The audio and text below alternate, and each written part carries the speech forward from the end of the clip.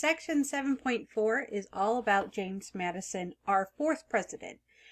There's not a lot to this one, to James Madison's presidency, because the War of 1812 took up so much of his presidency. But there are a few things we need to discuss. The first one is nationalism versus sectionalism. In 1828, we are no longer an basic agricultural economy where it was farmers growing goods, and then we had agricultural merchants. Now we have a formation of a commercial society. Since there are goods that the U.S. is now creating on its own as a result of all those blockades and the War of 1812. Tensions are on the rise between the different groups. A nationalist promotes the interests of the country as a whole, like what they believe is best for the whole country. In doing so, a nationalist can be very closed-minded and fixated on something very specific.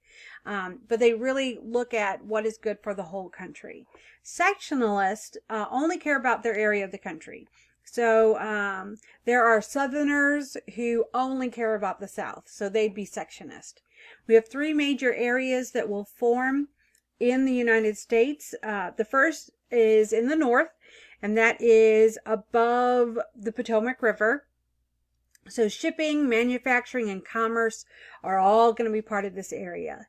In the south, you have slaveholding agriculturalists. It's 90% farms and plantations, very, very little manufacturing happening in the south. Then in the west, you have all this land from the Louisiana Purchase. And so you have low land prices, transportation becomes a big importance there. So they're going to look at what needs to happen to expand westward. James Madison's initiatives when it comes to his presidency, he abandons Thomas Jefferson's ideas and he really branches out on his own. Even though James Madison was a Jeffersonian, he had his own way of thinking how the Democrat-Republicans should act. So the Second Bank of the United States, the first bank we know expired. So there's no regulation that is going on. So this leads to state banks issuing banknotes. This is paper money. A banknote is a document. It's about the size of a piece of paper, and you can write on all the bank's information on it, and then you fill it out as if it's a loan paper.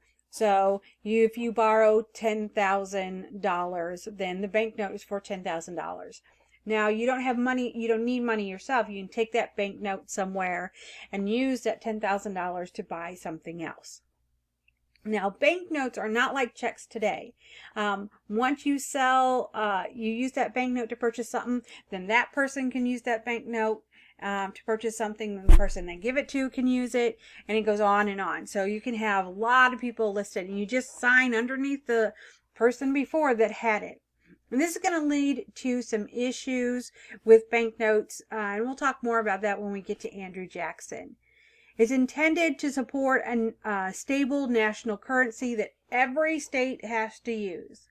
The West opposes this because it leaves too much power only in the East, because that's where the states are. The states have the most power. The territories, not so much power. The protective tariff of 1816, it will be put out after the war with British goods floods the American market. So now that the blockade isn't there, there's all these British goods coming in.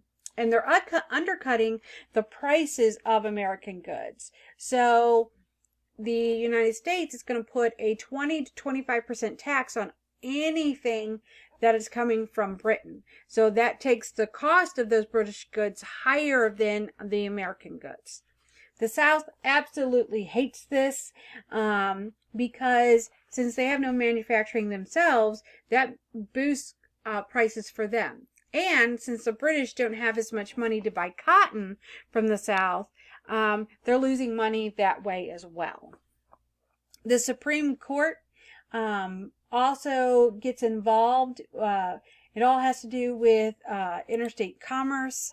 While all of that is going on with Madison's initiatives, we have Dartmouth versus Woodward. New Hampshire wants to replace the entire College Board of Dartmouth because they don't agree with the policies and the ideology of the board. So the Supreme Court rules that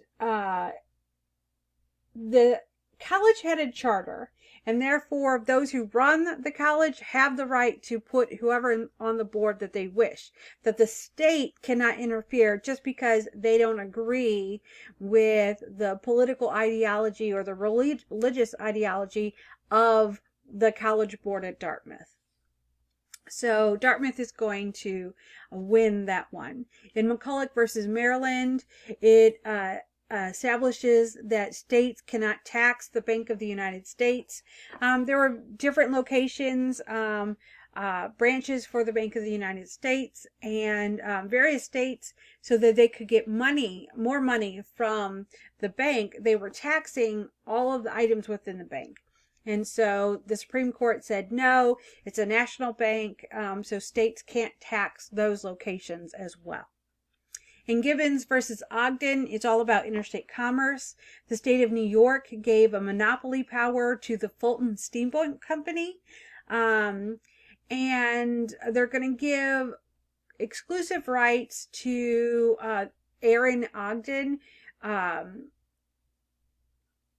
who wants, no, they're going to give exclusive rights to Aaron Ogden, like I said, who has all the power for where steamboats go. And no other company was allowed to have steamboats in the state of New York. The problem is these steamboats were not just staying in New York. They were going along the St. Lawrence River into the Great Lakes. So Gibbons is going to sue to break up that monopoly so that they themselves could have steamboats. And their steamboats that they wanted to operate were in the Great Lakes, away from New York. So in the case of Gibbons versus Ogden, the Supreme Court is going to say that no, a state cannot give a monopoly to any transportation that's going beyond their state. So because the Fulton Steamboat Company was traveling out of their area into the Great Lakes, that it was unconstitutional. So they no longer could do that. This is going to lead to a great expanse of the steamboat industry.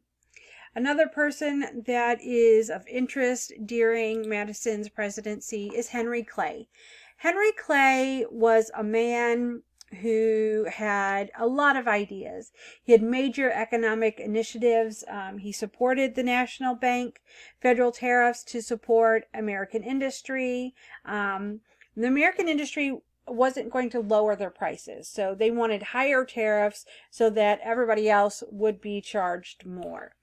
He also supported internal improvements, but only to be paid for by those who used it. So the wealthy who didn't travel as much wouldn't have to pay for it, just those in the middle class and lower class. He has a major pushback, so he sets up a compromise. New England would get the tariffs that they wanted. That revenue would be used to build infrastructure in the West, in the expansion, and land sales in the West would pay for the national road and other internal improvements to tie the country together. So these are all the major things that are happening during Madison's presidency. Like I said, the War of 1812 is the big thing during his two terms as president, and then it makes it really easy for James Monroe to come in and be president after him. So now you need to go and take your quiz over quiz 7, the Jeffersonians.